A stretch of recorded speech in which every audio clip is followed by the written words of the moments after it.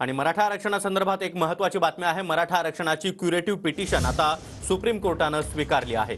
24 जानेवारीला या संदर्भात सुनावणी होणार आहे आणि मराठ्यांना एससी-बीसी प्रवर्गामध्ये आरक्षणाची आशा आता लागून आहे।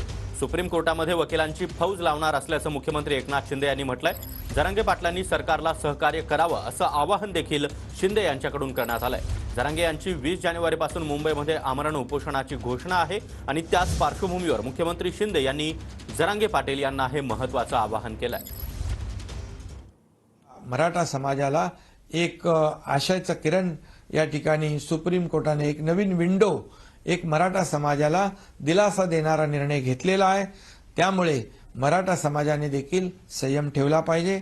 माझं आंदोलन करते इतरही कोणी असतील, जरांगे पाटील असतील, त्यांना देखील आता आंदोलन करण्याची वेळ येणार नाही। त्यामुळे यामध्ये सरकारला पूर्णपणे सहकार्य करण्याची आवश्यकता आहे आणि सगळ्यांनी कायदा सुव्यवस्था, शांतता, सुव्यवस्था राखणं ही आपली सगळ्यांची जबाबदारी आहे।